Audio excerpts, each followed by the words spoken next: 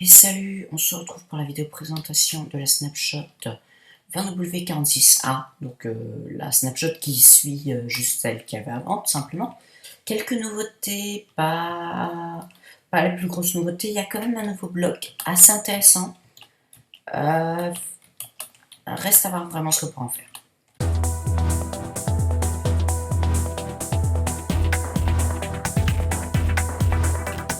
Donc le tout nouveau bloc, c'est la Snow Powder. Alors, ça c'est de la neige normale, ça c'est de la Snow Powder. Vous voyez qu'il se récupère dans un seau. C'est-à-dire que si je me passe en survie, voilà. C'est-à-dire là, là j'ai un bloc de Snow Powder. Donc ça c'est un bloc de neige normal. Hein. Je le pose. Et je ne l'ai pas récupéré, je suis bête, il me faut une pencil touch. Bon.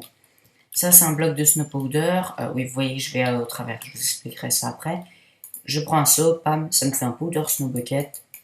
Et du coup, voilà, je peux le récupérer et le replacer comme ça.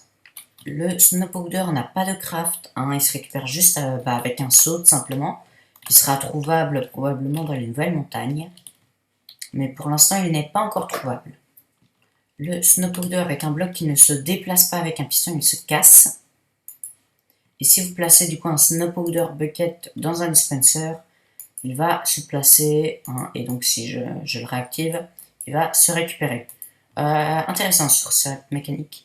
Par contre, s'il y a une couche de neige juste ici, il va le dropper. Donc intéressant, ça remplace pas le bloc. Ça, je m'attendais à ce que ça remplace, mais bon. Le Snow Powder est plaçable dans un chaudron. Donc, tout simplement vider le seau dans un chaudron. Et voilà. Ça va output un signal de 3 de redstone dans les plaines enneigées. Enfin, voilà, les plaines de neige. Je crois que ça marche aussi avec les Ice Spikes. Donc là, il y a les pics de glace. Mais seulement là-dedans. Ça ne marche pas dans les montagnes, tout du moins pour l'instant. Les chaudrons vont peu à peu se remplir de neige. Alors, quand il neige, tout simplement, les chaudrons se remplissent peu à peu. Même si pour l'instant, c'est buggé. Et vous voyez, Snow Cauldron level 1. Et du coup, ça n'augmente pas plus. Donc, je suis resté AFK un petit moment. La neige n'a pas augmenté. Donc, on n'est pas passé au stade 2 puis au stade 3. Plutôt dommage, mais bon, ça, c'est un bug. Donc, voilà, dans ma petite zone de test, du coup, je sais à côté. Ici, j'ai de la neige. Ici, j'ai de la Snow Powder. Et vous allez voir une grande nouveauté. Alors oui, ça fait des particules. Donc vous voyez, les textures sont très proches. Hein.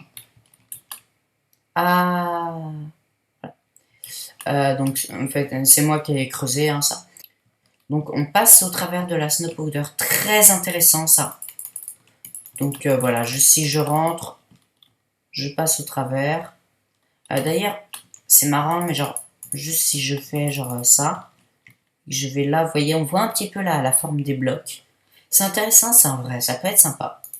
Lorsqu'on va dans la Snow Powder, vous le voyez autour de mon écran, il y a un petit effet qui se met autour. Voilà, le petit effet de gel et aussi mon FOV genre augmente. Et mes cœurs voilà, deviennent bleus et je perds de la vie. Très intéressant ça. Et d'ailleurs, je ne peux pas sauter hein, quand je suis dedans. Et lorsque je ressors, voilà, je suis très ralenti. Là, je cours là pour info.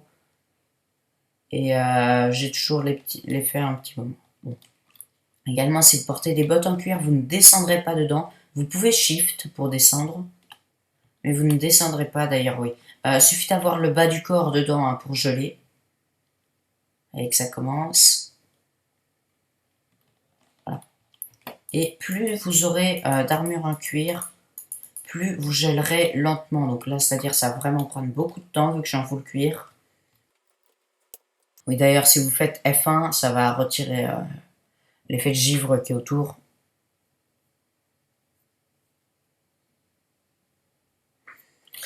Alors, ça semble bugger parce que je viens de tester et bah du coup ça part pas si vite que ça en fait. Et genre, je me demande pourquoi. C'est chelou. Bon, c'est buggé, mais normalement ça devrait être plus lent. Et d'ailleurs, normalement, quand on est en full cuir, on prend pas de dégâts. D'ailleurs, petit défaut, lorsqu'il y a de la Snow Powder, il ne peut pas y avoir de couche de neige par-dessus. Donc un petit peu dommage là-dessus.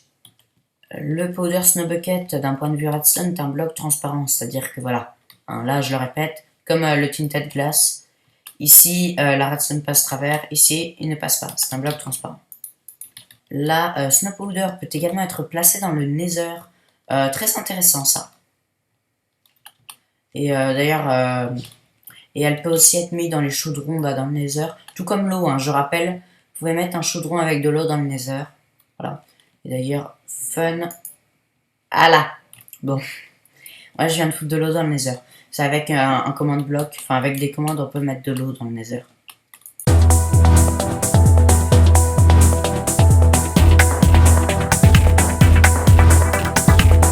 Les nouvelles textures. Alors, Mojang a changé beaucoup de textures. Ils ont changé l'améthyste. Donc un petit peu différent. Il y a beaucoup plus de petits points comme ça, comme si c'était des cristaux là. Il y en a beaucoup plus qu'avant.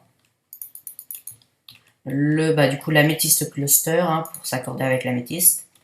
Le calcite, un petit peu plus smooth, vous voyez. Le wax copper, donc sous toutes ses versions, hein, bien entendu. Très légèrement là. Le copper ingot. L'améthyste shard. Qu'est-ce qu'ils ont changé? Les bougies, alors les bougies sous forme d'items, donc voilà les nouvelles bougies. Très différentes. Pour ma part, je préfère celle-là quand même. Hein, et sinon, au niveau des blocs, ils n'ont pas changé la texture. Ils ont également changé la texture du tinted glass, donc un petit peu plus lisse. Il y a une rayure au milieu qui a été enlevée. Ils ont également changé la texture du bundle. Donc le bundle plein, le bundle vide. Et grosse nouveauté sur le bundle. Voilà, donc là voilà un bundle plein. Alors il manque juste encore un item. Enfin c'est que j'ai mis 2 blocs de charbon. Du coup j'ai pas pu remplir le dernier slot. Tenez compte du coup quand le bundle sera plein, ça le remplira comme ça tout simplement. Beaucoup plus visuel.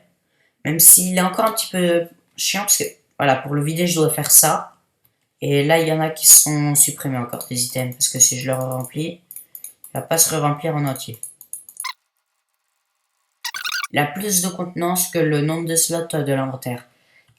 Petite nouveauté au niveau des bundles aussi. Truc que j'ai pu tester, alors voici différents bundles. Donc, je peux mettre dans ce bundle, voilà, je peux ranger d'autres bundles. On peut se dire, c'est pété, tu peux contenir des trucs à l'infini. Non. En fait, là, j'ai un bundle avec 60 items. Donc, au total, ça fait 61 items en comptant le bundle. Et paf, ce bundle-là est plein, du coup. Donc, en fait, il peut contenir... ils ont une contenance maximale. Mince, je viens d'activer la pluie. Les bundles ont une contenance maximale. Enfin, les contenances des bundles s'additionnent. C'est-à-dire, là, j'ai 2 bundles avec 16. Si je les mets, paf, il est rempli à un petit peu plus de la moitié. Vu qu'il y a 34 items au total. Donc voilà, les trucs s'additionnent, donc ça sert à rien. Hein. Donc d'ailleurs, ça peut être sympa pour faire chier vos potes. Voilà, là j'ai un bundle. Ah, je le vide. Oh, il y en a un autre. Oh, il y en a un autre. Oh, il y en a un autre. Tac. Donc voilà, ça peut être cool juste pour les faire chier en disant tiens, je t'ai mis un bloc de netherite dedans. Et à la fin, il a de la dirt.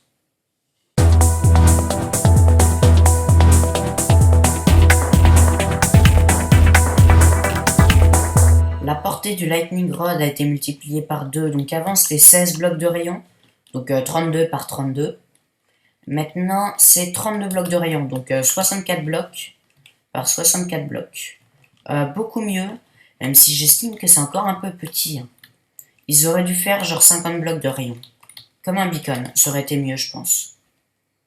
Petite nouveauté totalement inutile, mais bon, on peut changer la difficulté avec la molette. Donc là, je ne clique pas et voilà, je change la difficulté. C'est inutile, mais bon. Donc lorsque vous chargez un monde, là, je lui ai donné un nom totalement aléatoire, bien entendu. Si vous allez dans More World Options, World Type Défaut, Super Flat, Large Biome, Amplified, Single Biome, Cave, Floating Island, Défaut. Et si vous appuyez sur Alt, vous aurez normalement le Debug Mode. Voilà, World Type Debug Mode donne Create New World. Et donc, qu'est-ce que le Debug World? Je vous inviterai juste à aller voir d'autres vidéos qu'il présente sur YouTube. mais c'est un monde plutôt intéressant, toutefois. Voilà. Donc voici le debug world. C'est tout simplement tous les blocs du jeu. Et ouais, il y en a un paquet. Ah, il y a LAN Gateway ici. Les différents trucs. Voilà. Tous les blocs du jeu. Donc si vous avez envie de découvrir, voilà, notamment tous les types de feux à la redstone, immense la redstone, ça, pas surprenant. Pareil pour les lits, putain. Bon. Donc voici du coup le debug world. Ah, il y a même tous les nouveaux blocs. Il y a les slabs, les escaliers, les lightning rods. Est-ce qu'il y a la snow? Oui, il y a la nouvelle powder snow. Bon, je peux pas l'utiliser, mais voilà. Ok, très intéressant ça. Il y a également plusieurs nouvelles commandes. Alors, je ne vais pas entrer dans les détails, mais les replace items ont été changés. Enfin bon, ça c'est pour ceux qui aiment bien faire des commandes. Mais sachez, voilà, notamment le replace item a été changé juste en slash item. Ensuite, il y en a plein d'autres. Donc là-dessus, je vous inviterai vraiment à la regarder le changelog. Parce que sinon, j'en ai pour 3 heures. La snow powder ne peut d'ailleurs pas être mise en contact avec l'eau ou la lave. Donc ça, c'est de la neige normale, ça marche très bien. Mais si je mets de la snow powder, voilà, en contact d'un liquide, elle va fondre. Enfin, elle va disparaître. Donc là, à côté de l'eau, ça marche pas. Et à côté de la lave, voilà, ça ne marche pas non plus. En fait, c'est le temps que le liquide... En fait, c'est le temps que le liquide coule dessus. C'est assez intéressant. Une autre nouveauté au niveau des shulkers, enfin, une précision sur ce que j'avais dit. Lorsque les shulkers sont grands ouverts et qu'ils reçoivent une boule de shulker, il y a une petite chance pour qu'ils se dupliquent tout simplement. Donc, en fait, ils vont se téléporter quelque part et une copie d'eux va rester là où ils sont. Très intéressant pour les fermes, notamment alors toi, crève, merci. Si je fous un shulker ici, voilà, donc là il va prendre des dégâts, il va vouloir tirer sur le golem de neige, et il va finir par s'atteindre lui-même, en voulant tirer sur le golem, vu qu'il peut pas à cause des trappes. Hein. Et voilà, il s'est dupliqué par exemple, très productif. Vraiment, on peut faire plusieurs stacks de shulker shell à l'heure, sans aucun problème. Vraiment nice. Après, pour voir des fermes et de ça, je vous inviterai à aller voir la vidéo tuto d'Aurélien Sama. Enfin, pas la vidéo tuto, mais il a fait une vidéo qui présente plusieurs fermes comme ça. Ok, nickel. Bon, et je comprends pas pourquoi il meurt des fois, c'est chelou.